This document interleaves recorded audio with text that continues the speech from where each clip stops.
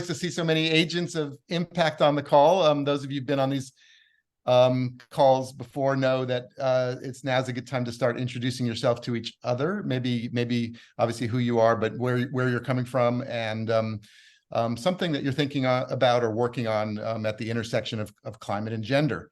We've been rounding up these intros in the post that we'll publish, so make them good.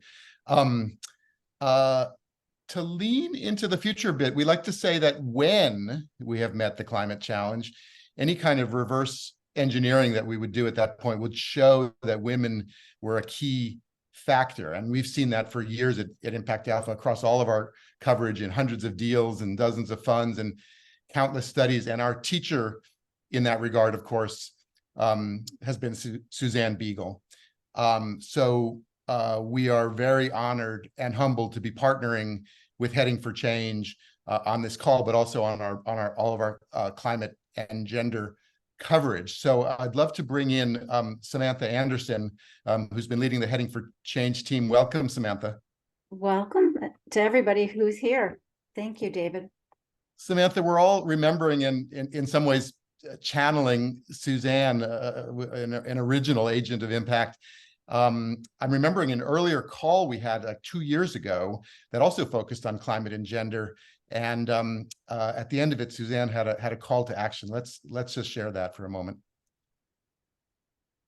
Be really bold. We've got to have aggressive, bold targets and actions. And now is the moment. And we are so lucky. Anybody coming into this now, compared to where we were when we started, gets to benefit from all the examples, all the fund managers and the intermediaries and the advisors and the people who are creating not only what we can invest in, but how. They get to be in that. And it's early days, but I agree with you, really looking at the COP as an opportunity to put this on the map and to really be like full on in those rooms. This is the moment. And this whole community can make that happen. Terrific. Thank you. It's very timely then as now, including the run up to the COP. Samantha, just share with us the Heading for Change story and set the context. Thank you, David. It's pretty intense to hear Suzanne's voice in this room. I think most of you know that Suzanne passed away in London just a few months ago after navigating quite bravely a diagnosis of lung cancer for more than 2 years. And so I'd like to just take a very, very brief moment of silence just to call Suzanne into the room and to remember her.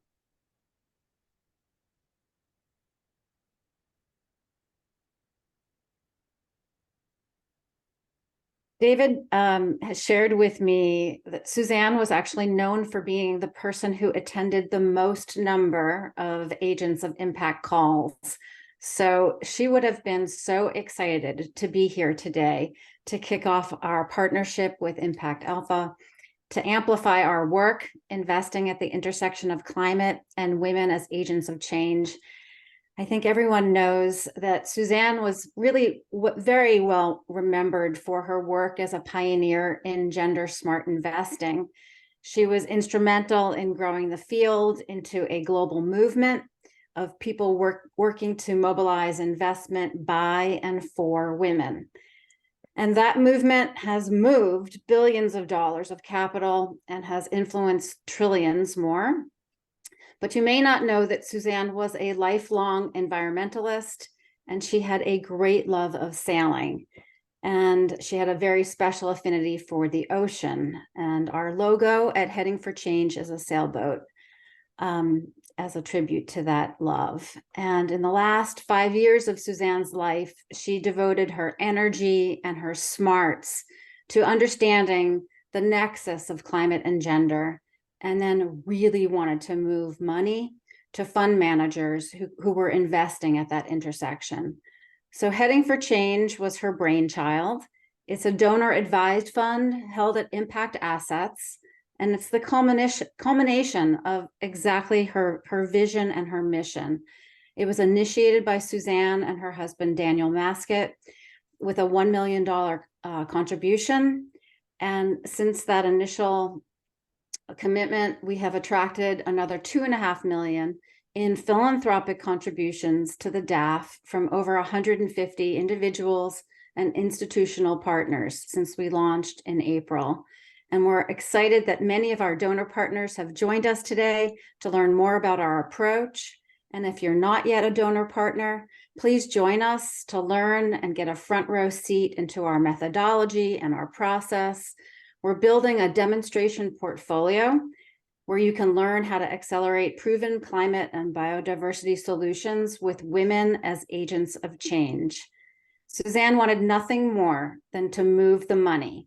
So I invite you today to do just that, learn, observe, and come in, co-invest in the funds that we're investing in, and really accelerate the change that we need to see in the world. So with that, back over to you, David. Thank you, Samantha. And that's a great time to bring and say hello to our guests. Shally Shanker from AIIM. Hi, Shally. Hey, good morning. Thanks for having me here. Great to have you. Noramay Cadena from Supply Chain Capital. Hi, Noramay. Hello. Hashtag move the money. I love it. And Camilla Nestor from MCE Social Capital. Hi, Camilla. Hi, everyone. Great to be here. And then also Rose Maizner, who's working with Samantha and the whole team at Heading for Change. Hi, Rose. Hi, David. Hi, everyone. Let's actually start with you and Samantha as well on just kind of setting the framework. And I know you have worked out a sort of way to think about this in terms of building the portfolio. So just, what do you think? Just give us the thesis of investing at the intersection of climate and gender. Yeah, I'm delighted to kick it off talking more about our unique thesis and how we got here.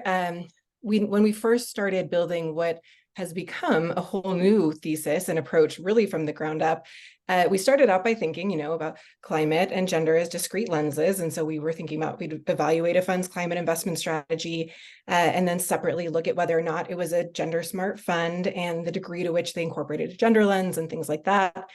But we realized very quickly, thanks mostly to conversations with Suzanne, not unlike the one we just heard, that really focused on moving capital in a way that would have the largest and most immediate impact, and that we needed to look beyond just climate performance and just gender performance and really think about how these two lenses can be combined so that gender is actually leveraged to create better climate and financial outcomes.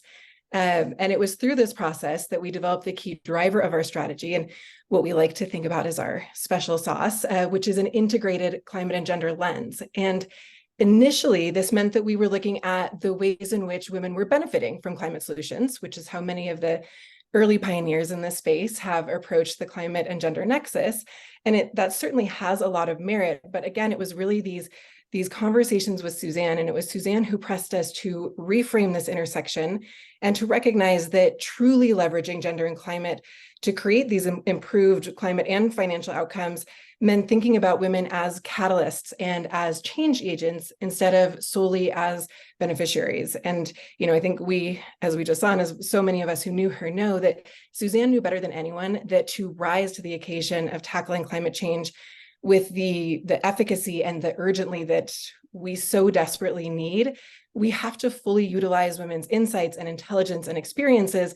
And so it's at her urging that we created an investment strategy and a thesis that really brought women to the forefront and centered women as the ones who are developing and activating and scaling climate solutions. And this became our Women as Agents of Change framework that Sam mentioned. And I'll just briefly cover that, and we're going to see some beautiful examples of women as agents of change in action when we get to the fund managers themselves. But the way we think about the concept of women as agents of change and the ways that women are shaping and creating climate solutions is that it's the full spectrum of how a solution is developed and comes into the market. So women as agents of change, as entrepreneurs, as innovators, as investors and philanthropists, as part of the workforce and supply chain, and as consumers and end users. And this is because we believe, and there is a growing body of evidence supporting this, that climate solutions have the best chance of success when women are engaged at every level, from the women who are pioneering new technologies to solve the critical issues they see affecting their families and their communities, their loved ones, to the women who are financing those solutions and making sure that capital is actually flowing equitably. And then, of course, women in the workforce who will be helping to sell them into their communities, and the women who are household financial decision makers who decide to purchase them. We have so many great examples, and if we have time, I can come back to share a little bit more about the business case of investing at this intersection. But I think most of us on this call have probably seen that in action to some degree or another. And so we've decided to focus our investment thesis and approach on allocating capital to funds like the 3 fantastic funds we have here today that have integrated or who are willing to integrate a gender lens into their climate investment, with a focus on women's role as catalysts and creators of climate solutions, not just as the beneficiaries of them. I love that. Catalyst, and Suzanne, of course, was a catalyst at large, and agents of change, and of course agents of impact. But just, Rose, maybe just go one level deeper. Like, how do you actually do this? How do you evaluate investment opportunities with that thesis? Yeah, that's a great question. And it took us many months, a lot of iteration. I'm sure if asked over like a glass of wine, many of the fund managers on this call would tell you it was not a straight line to figure this out. They're all very patient with us. But what we do still look at, and to make this clear, we do still look at a fund's climate thesis and what they're focusing on thematically. We do have some thresholds around the amount of capital that is going to climate finance deals specifically. Especially, we do look at multi-thematic funds. We also look at their gender lens and whether or not they meet certain 2X criteria, but we do then take it a step further. And that's really like the heart of our due diligence. And our secret sauce is focusing on the degree of climate and gender integration. So again, the primary consideration there is women as agents of change. We do still, as a secondary consideration, look at improving women's livelihoods and enhancing resilience. So we consider that. But what we're really looking at is the degree to which during their investment process and their approach, they are thinking about and are trying to turn on and tuned into this idea of women as agents of change. So that could be in their theme and sector identification. So our funds considering how women might be engaged as change agents in a specific industry. Where are there opportunities for women to play a bigger role in creating more effective solutions or helping to accelerate adoption? I think we'll hear a little bit about that today. And we've looked at funds that are focused on mining, for example, where there aren't a lot of women right now, and they're thinking very actively about how do we create ways for women to come in and help to create clean and more environmentally friendly solutions and practices, because they know that women are also the ones who are thinking about that. When it comes to sourcing, we are looking for, we're thinking about how funds are looking for deals. And if they're looking at deals that are actively creating opportunities for women who are agents of change and considering the implications of gender in climate solutions. Same with their screening and due diligence process. Are they evaluating the degree to which prospective investments are considering gender impacts and the ways that women can be engaged as agents of change on their teams and their supply chains? As consumers. There's another great example of a fund that we looked at that was looking specifically for companies who were focused on agriculture in Africa, and realizing that gender-based violence was a huge issue when women were having to travel really long distances in order to participate in agriculture opportunities. And so they were looking for companies that were helping women to farm in their communities and using more drought-resistant crops and things like that, so that women could be active and participatory in agriculture in this case. And then we carry this all the way through to looking at their post-investment support and our funds supporting investee companies to engage women in their communities and to bring diverse voices into the design of climate solutions. So that's kind of the full spectrum of how we're thinking about diligencing funds and what we're looking for in funds. And I will just say one last thing, which is that while some funds that we are evaluating have deliberately already incorporated a climate and gender integration lens at each of these levels, and in some cases beyond, others have yet to be as deliberate. And in these cases, we're primarily focused on evaluating the potential for a more intentional strategy, given their thesis and approach, as well as the fund manager's interest in and receptivity to and bandwidth for working with us and all of our amazing partners to deepen their approach to climate and gender. That's terrific. So if I could the takeaway I think is that gender becomes an enhancer of the effectiveness of climate strategies, and you're helping company funds move along that spectrum and sort of understand what that might mean in their case. So that's a perfect segue actually to bring up our first fund manager. So Noramay, Cadena, thanks for joining. We're old hands at this. Noramay and I were on a panel together at SoCap, so it's good to see you again, Noramay. Good to see you as well. Again, just give us the supply chain thesis. I love it. You know, culture and climate, and a focus on food systems. Yeah, happy to. Supply Chain Capital is an early stage venture capital firm, and David, you nailed it. We're focused on the two forces we think are radically transforming the food system, and those are culture and climate. So really thinking about supply side and demand side forces, and more specifically, we're investing at this intersection of food, culture, and tech in companies that are having an impact on the environment, on health, and on diversity. And how did you come to a gender lens, and just how does that figure in the way you think about things?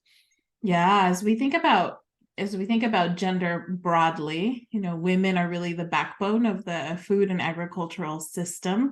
And you can think about this in terms of ag first, where the USDA reports that over 50% of farm producers are actually women. And they tend to be younger. They tend to live on the farm where food is produced. And in the US specifically, they account for 38% of agricultural sales and 43% of farmland. So down to the root, women are deeply involved. And in terms of purchasing power, or over 80% of purchases and purchase influence is made by women. Globally, 89% of women carry primary or shared responsibility for daily food shopping or food preparation. And so those are two ways in which women are clearly having an outsized impact on the food system. And how does that show up in your portfolio? Well, 60% of the companies we've invested in so far, David, have a woman as a CEO. Our deal flow reflects about 50-50 deals. We've seen 3,000 since we got started 2 years ago. And so the fact that over half of the portfolio is led by women is pretty incredible by VC stats. And 88% of our companies are led by either women or people of color. Rose and Samantha and Natalie Schreiber, I know, is with us as well. If you want to sort of toss a question from your due diligence process as well, feel free to chime in here. But I imagine, Noramay, there's women founders and employees. There's also whole kinds of workforces and supply chains and partners and other things.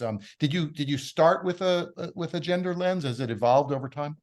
Yeah, that's a good question. My business partner and I have, 20 years of deep work across innovation, equity, impact, sustainability. And so we have deep roots thinking about sustainability and impact. The firm is led by 2 women. We think about gender and diversity really across, we call it full stack diversity. So who are our investors? Who makes up our team? What service providers do we work with? What companies do we invest in? And then, of course, how do those companies build out their own ecosystems? So who do they hire? Who are their suppliers? And are they thinking about gender and impact as well? Who are the equity holders on the cap table? And to that end, we do have a side letter in which we inform our founders that we care about cap table diversity, and we ask them to allocate a percentage of their round to women as part of any follow-on round. We think about consumers and what items are available on the shelf for them, and again, but down to the farm workers and producers. Rose, did you want to add anything? Yeah, I was just going to say, I think this is a great example of a couple of things. One, just quickly, is that full spectrum of ways in which women can be engaged. as agents of change. And I love the fact that they're actually even thinking about on the cap table piece of things, and women have such an important role to play as financial allocators and the movers of capital. There are, we see so much bias still in the investment ecosystem writ large, and the climate space is certainly not an exception. It's perhaps even worse sometimes. And so the fact that Noramay and Shayna have really been thoughtful about that and helping their portfolio companies both to overcome bias that they might be facing as women and diverse founders, and then also to make sure that they're including opportunities for women and diverse investors to be part of this and to be active in creating and bringing these solutions to market.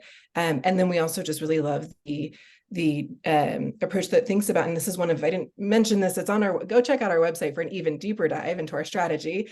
But we have two additional lenses that we look at, and one is just transition and the other is social justice. And this is such a great example of a fund that is so active in making sure this is a just transition and is really engaging those who are closest to and most affected by the enormous climate crisis, and making sure that they're the ones who we are letting and helping to lead out on the solution making piece of things, so that it serves all of communities and not just a select few. Terrific. Noramay, I know you love all your children equally, but if there's one portfolio company you want to just flag briefly, it's so folks get a sense of what kinds of companies you're looking at. Yeah, I think there's one company that really kind of speaks to the climate integration and women as agents of change. So I'll talk about them. This is a company called Compound Foods. They're based in San Francisco. They're an ingredient tech platform that is really disrupting coffee. Coffee is an industry that's deeply that has deep climate conflict, I would say. Highly vulnerable to climate change. The supply chains tend to be extractive, high water usage, and they can negatively affect workers and communities.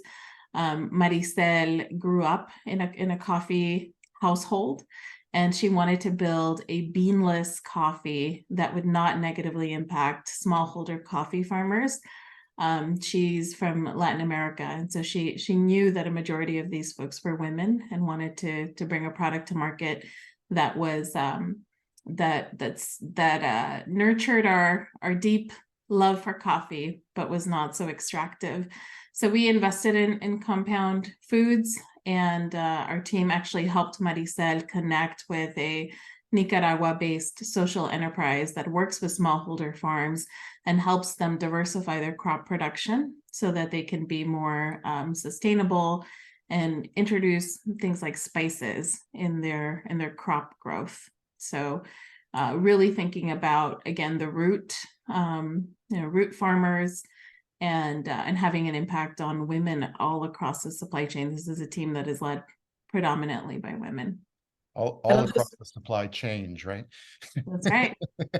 Okay, thank you.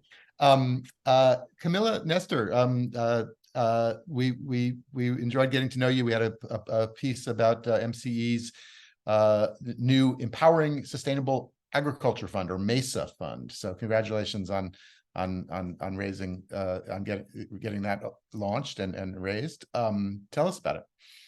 Great. Thanks so much, David. So MCE's Empowering Sustainable Agriculture Fund, or MESA, is focused on providing debt capital to agribusinesses throughout their life cycle, either through direct lending to what we think of as the missing middle, agricultural enterprises, or to financial service providers working in rural communities.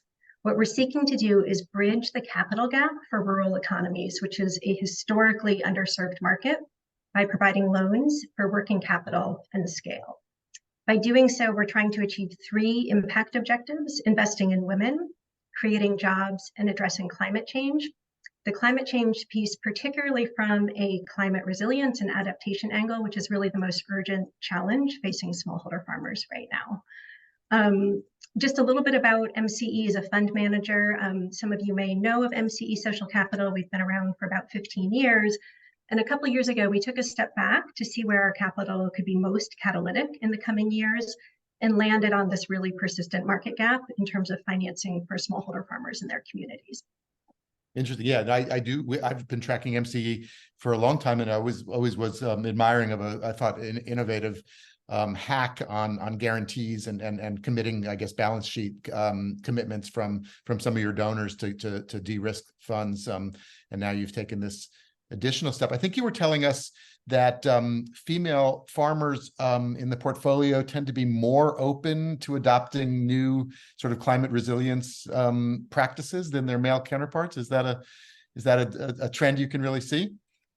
So what we're seeing actually is sort of interesting when we look at, so we're looking at gender at a number of levels in our portfolio. We're looking at the level of the companies we invest in. So female leadership, boards, staff, particularly frontline field staff, we've seen a really direct correlation between the percentage of frontline field staff who are women and the percentage of end clients we reach who are women. So we're looking at it at a number of levels. And what we have seen, David, is we have a handful of really amazing female-founded and female-led companies in our small and growing agribusiness portfolio. And I would say that those are some of the strongest companies in terms of being out in front in terms of adopting climate-smart agricultural approaches. And so is again, same question, is the gender sort of aspects of the work something you went into it with, or something that emerged from sort of the data itself and then became sort of codified or implemented in some more intentional way? Like how do you assess your gender lens journey? Yeah, it's interesting. Like I would say that was actually what happened with our climate lens. With gender, that's been core to who we are from the get-go. So focused on serving women as one of the most underserved markets when it comes to financial services and other support services globally. But what we found when we started investing in small and growing agribusinesses 5 to 7 years ago is it was impossible to do so and not start thinking much more proactively about climate and how climate is affecting agriculture. I mean, we're seeing really dramatic changes, and there are estimates out there. The most recent estimate I saw that is that if greenhouse gas emissions continue growing at the current rate, 90% of smallholder farmers will experience food production losses. So it's a really urgent challenge to address. And we look at it both from an impact perspective, and also, David, you had asked about this on our prep call, from a risk perspective. Because we know so many of the agribusinesses we invest in are pretty dramatically affected by climate change, and the smallholder farmers they serve are as well, we wouldn't likely consider an investment in a company that wasn't very proactively thinking about climate and climate smart agriculture as it relates to their business and their producers. Great. Again, Rose or Samantha or Natalie, if you want to pipe in here, but I would ask the same question as well. You have some good examples and maybe that elucidate some of the themes here. So is there a client that you want to highlight? Yeah, and like you said, it's, you don't want to sort of choose a favorite child, but I will mention one company we've been working with for several years in Central America called Uncommon Cacao. So they're focusing on creating transparent supply chains to deliver high quality cacao to specialty coffee makers in the US and Europe. The company is led by a female CEO and also the co-founder of the company. And I will say they hit the 2X criteria, which I think most people on this call are probably familiar with. They exceed all the 2X challenge criteria. And they're also promoting female participation throughout the supply chain, throughout the value chain. I think about 30% of the farmers they source from are women, which is on the high side for the companies we work with in Latin America. Some of our portfolio companies in Africa have a higher percentage of female farmers they source from. So you just see some regional differences there. And on climate, they've really been at the forefront of climate smart agriculture. They hold organic certifications. They promote their suppliers to incorporate regenerative agriculture approaches, things like intercropping, soil health, the water use, really focusing on how they can help the suppliers they're purchasing from and supporting, adapt, and become more resilient to climate change. We love Uncommon Cacao, and I've just been digging in our archives, and I was a little shocked to find that we had Emily Stone on a podcast in 2016. So, but they're a terrific company. So I put those links in the chat. Thank you. And let's move on to Shally, Shanker, and AIIM. And Shally, again, just paint the picture of how AIIM thinks about this.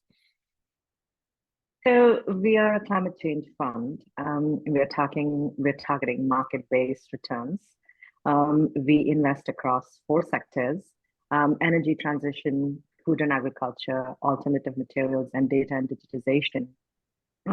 We are a diverse team, and we are seeking high risk-adjusted returns. So we are looking at companies that have strong market traction, and they will solve a specific climate problem. We don't screen for gender, but we end up with a portfolio. We had started ending up with portfolios that were very high, with the concentration of women founders and women in senior leadership.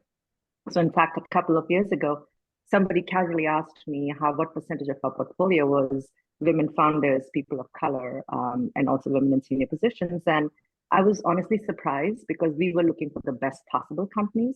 I was surprised that number was 60%. So we took a step back and said we want to make it a very intentional part of the process.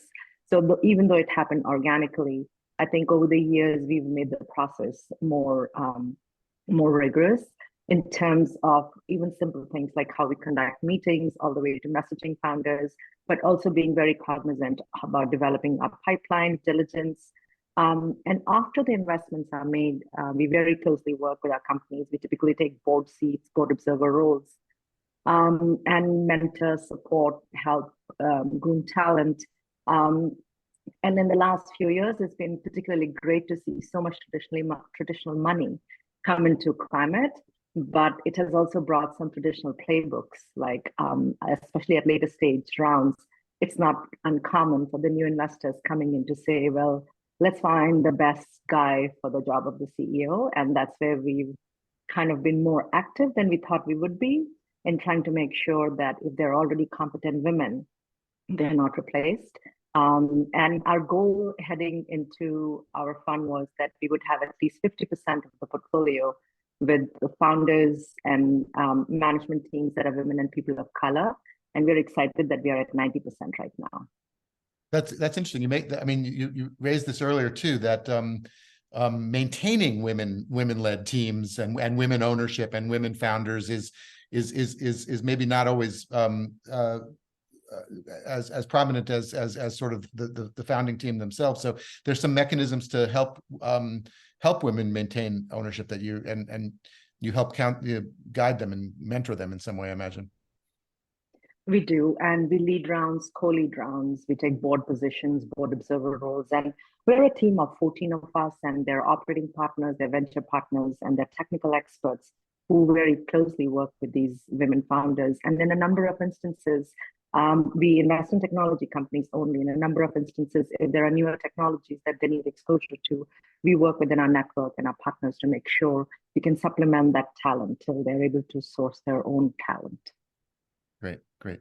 Again, Rose, and anybody, if you want to toss a due diligence question, and go ahead. But Shally, just again, the tech angle is interesting and salient here. So maybe give us a couple examples of the portfolio. Sure. So we are looking to solve some big problems. So one of the sectors that we've been looking at is textiles, which is 7% of global emissions on an annual basis, and even there, one of the biggest problems is leather, not just the carbon intensity of the cows, but also a lot of the dyeing and a lot of the coloring that happens in the global south. It's negatively impacting women's health and leading to a whole lot of other issues, including slavery in some of these areas.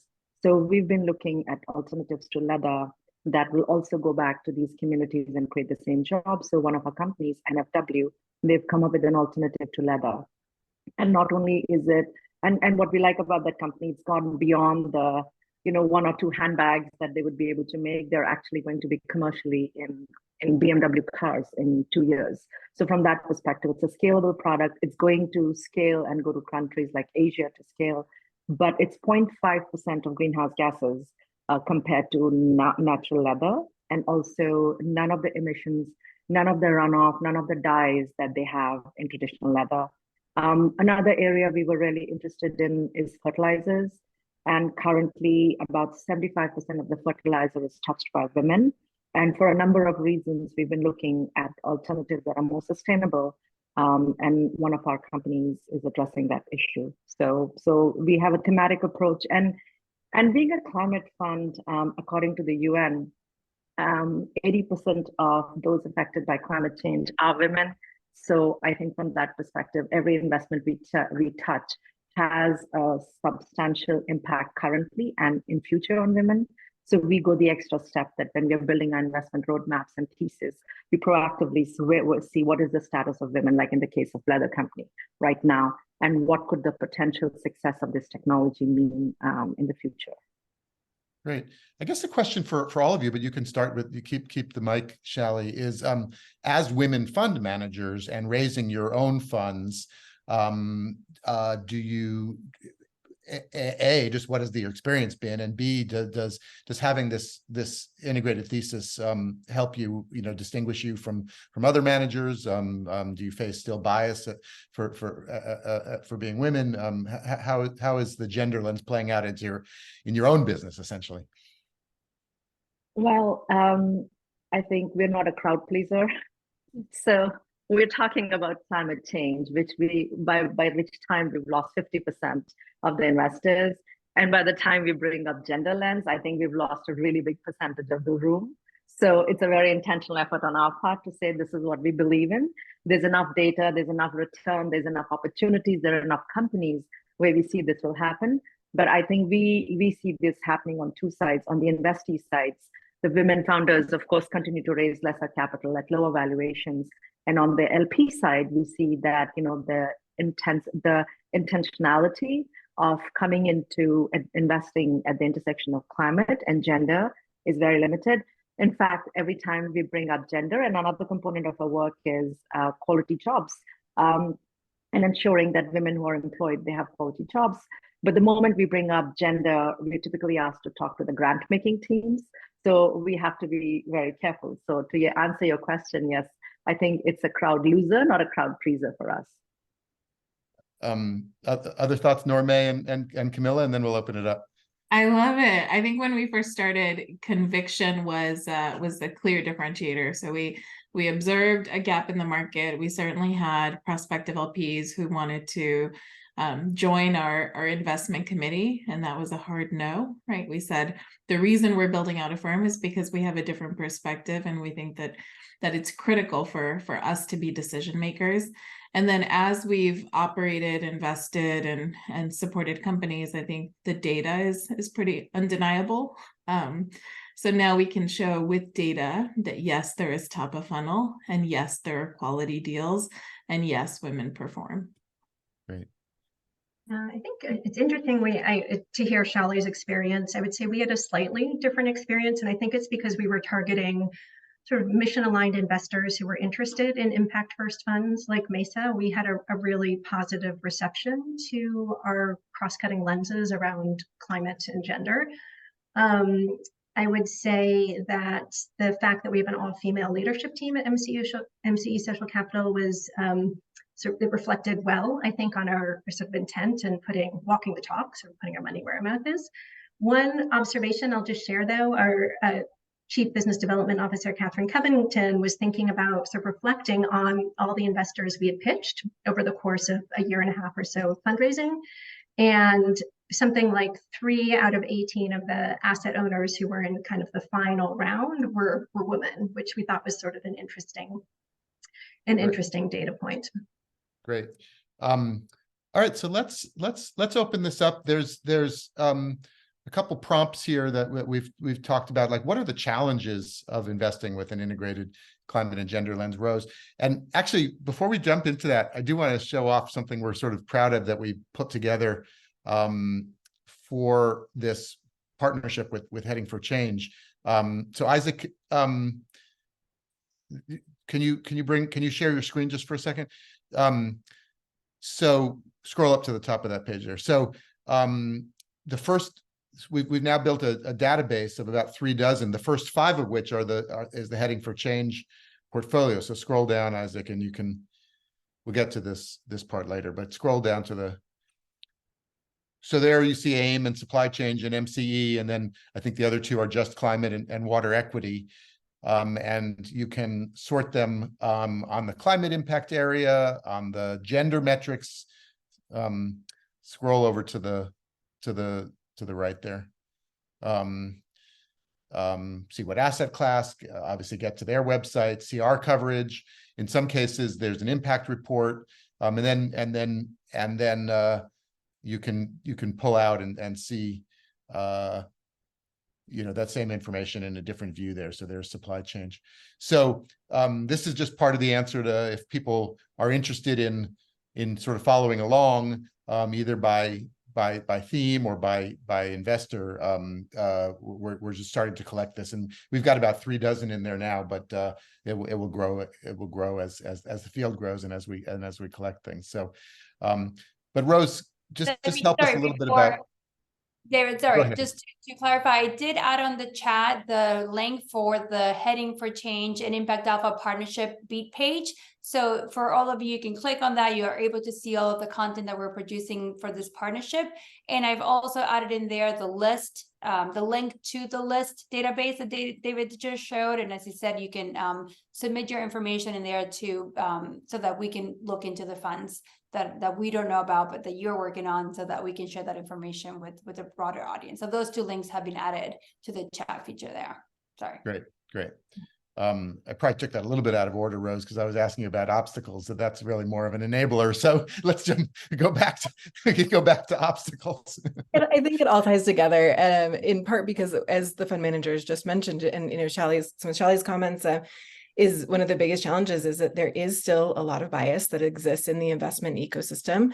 And despite the fact that there are mountains of data at this point, and we know, and I'm preaching to the choir in this call, so I won't go through them point by point, but we know that women build great companies, women are excellent solution makers and solve problems that are really important to them, to their communities, thus to us, to our communities. Women are great investors, and women investors are also better positioned to help women portfolio companies, in the way that each one of our fund managers here has illustrated, to bring better and more gender smart practices into their companies. And yet there is just not enough capital. There's not enough capital going towards climate investment, and there's certainly not enough capital that is going towards this intersection. And so that's, it's a challenge, because we want to help these funds to grow, and there's just not enough resources currently. There's so many funds out there that are trying to do great work that are undercapitalized. But this leads us to an opportunity as well, right? And this is why Heading for Change exists. We are here to help lead the way, to create a demonstration portfolio, to break down any barriers that other investors might be feeling to come into this space, whether it's not knowing how to evaluate funds and opportunities at the intersection of climate and gender, not knowing what funds are out there, what this universe looks like. And so we're so appreciative of your work in creating such an incredible resource and tool. We hope to contribute to it much more significantly. I think on our list of funds that we've looked at, it's something like 160 right now. And so that's part of what we want to do with the demonstration portfolio is to create these roadmaps, to create tools, and really, and also to shout from the rooftops, amplify both the data, but also the great work that's being done, and show people that this is not charity. While there are some opportunities where it's appropriate for philanthropic dollars, and concessionary returns make a lot of sense, there are also great market rate opportunities out there. And so we see our role as helping to be that amplifier of the work that fund managers like the three we have on this call today are doing, and also to pave the way and smooth this journey for anyone else who wants to follow us. And we think there's urgency, and there's also incredible opportunity. Great. Actually, for all the fund managers as well, like what kinds of technical assistance or data sources or other resources do you need? And Heading for Change, I think, is helping pull some of that together. So how are you working? What's next, or sort of what are the challenges you're facing?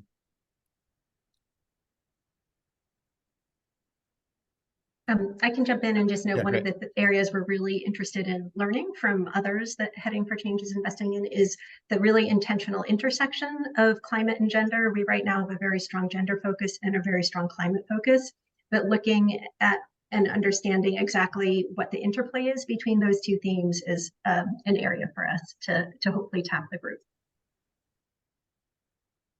From our perspective, we've seen that the pipeline continues to grow, but it's not really meaningful when it comes to later stage of funding beyond seed or Series A for a lot of these women entrepreneurs. And enough research shows that when there are women decision makers, there's 2x probability that women entrepreneurs will get funding. So in a way, it's great to see Rose and the team are making more women be in the position of decision making. Currently, despite all the money that has been raised, even in 2020, which was the peak of capital being raised by funds, about only 3% went to women or women-led funds. And also, I think the fact that this empowers decision making. Currently, less than 6% of decision makers in our community are women. So I think this also increases the decision making. So I think the pipeline has to start from the top also.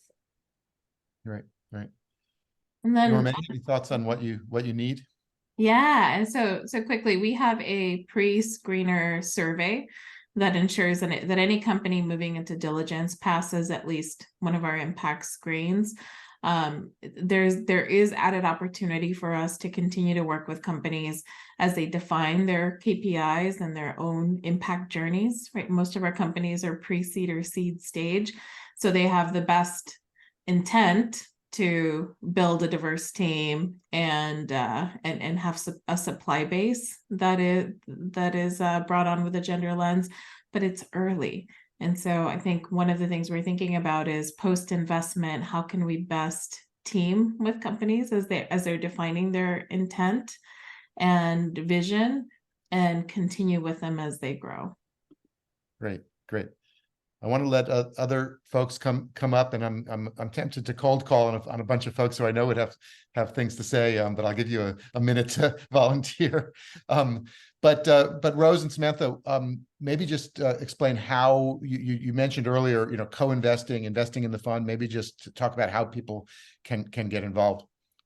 Sure. Thank you to the fund managers who have spoken so beautifully about your work. So I just wanted to give a shout out on that. And David actually mentioned there are 2 other funds that are currently in our portfolio. That's Just Climate and Water Equity. And we are going to continue to build out this demonstration portfolio over the next 18 months, which will have most likely approximately 20 funds in the portfolio. And because Suzanne had this vision of creating an endowment held at impact assets, which allows us to make investments, it's a very unusual tool, very unusual vehicle for a donor advised fund.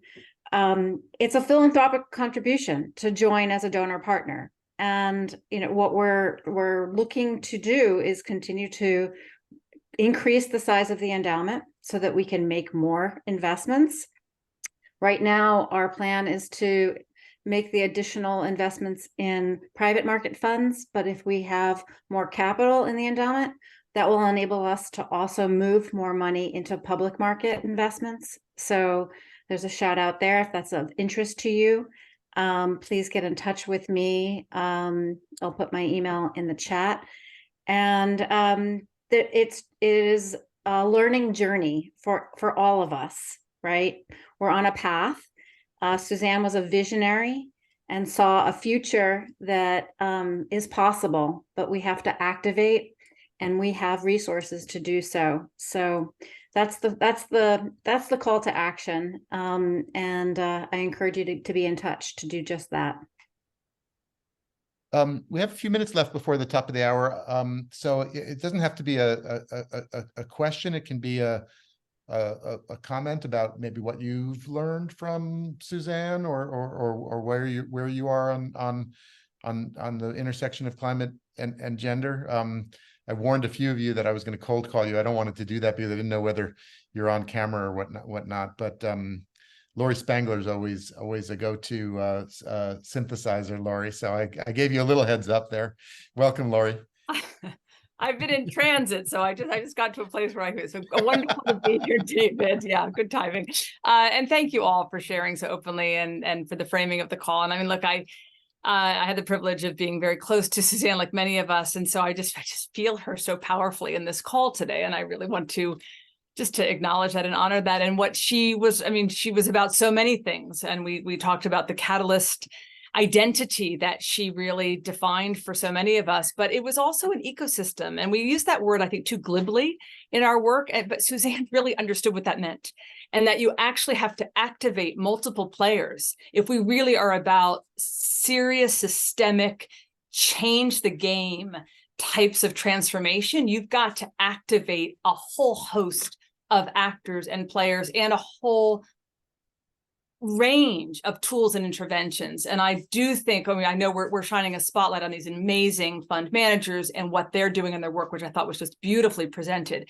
I just also, for me, want to remind us that for Suzanne and for all of us who have been working in this field for a long time, we've got to also keep in mind, how do we continue to push the various dials for that broader systemic change? And this is what we're doing here today is critically important, but there's also more to be done. And what I really want to shout out, and I want to ask the fund managers, if I may, what they hope to get from Heading for Change, apart from the investment capital. I would like to ask them maybe as a roundup call. I would be interested in their views. But I do think the architecture of the overall portfolio, what's going to come out of Heading for Change, the criteria that they're using that Rose spoke to, I think will be so additive to our community and really putting things into practice. What Suzanne and I were talking about for the last few months was not the why is clear, the what is increasingly clear. It's all about the how. It's just all about the how.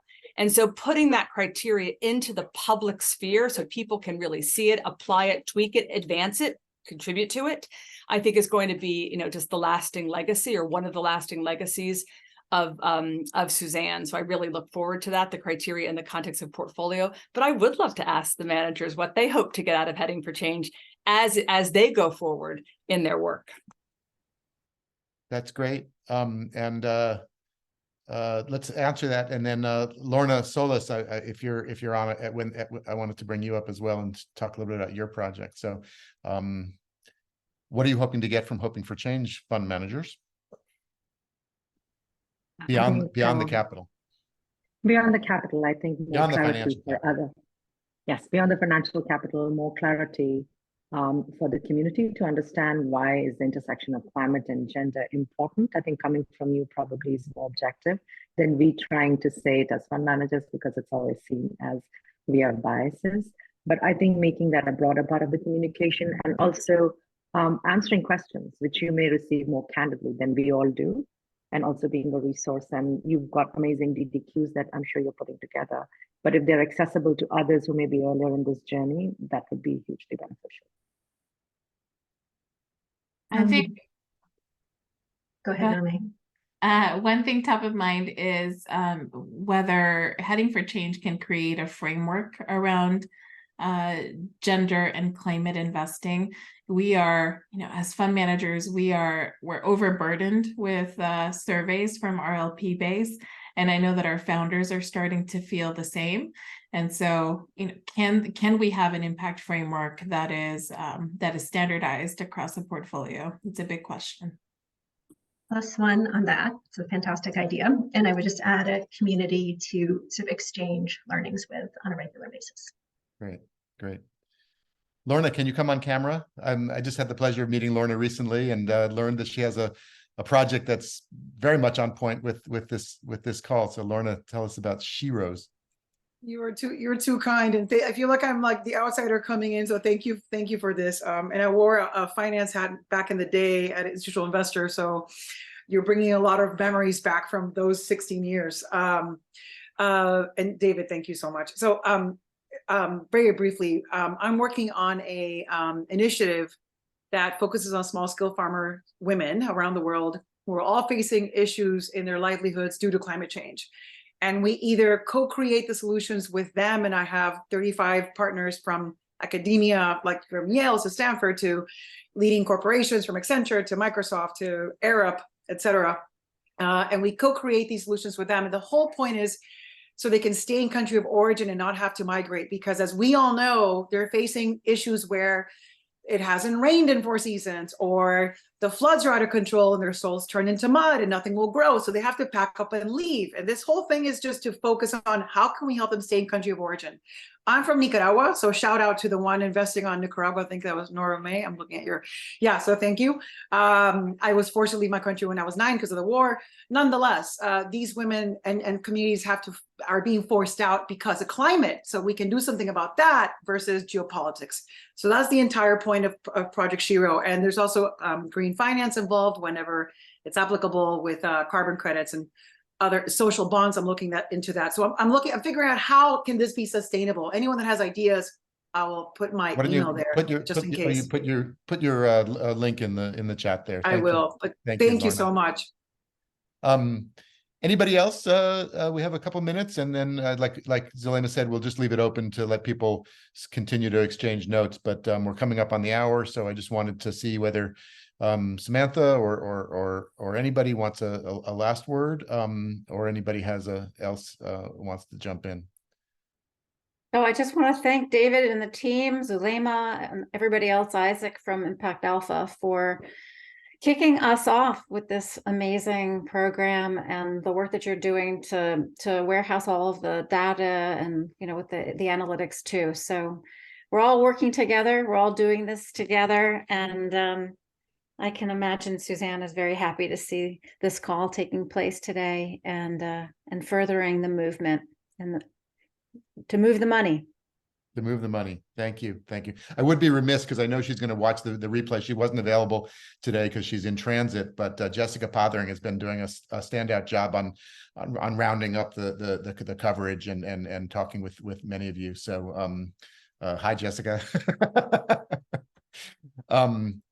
Well, terrific. I think this is the top of the hour. So let's let folks go to their next call or their next meeting, as the case may be, or what have you. But I'll try to put myself on mute, but we will just leave the Zoom room open for a few minutes. So feel free to hang out and continue to pipe up. But this is the end of the formal program. Thank you to the Heading for Change team.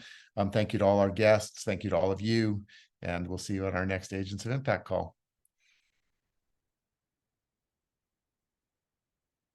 Which is on December 13th, our next Agents of Impact call. So if you're still here, we'd like to register for the next call. That's when that will be, and we'll add the link to the chat there. So, and all the details will be in the brief, of course. So if you haven't subscribed, talk to Zulema.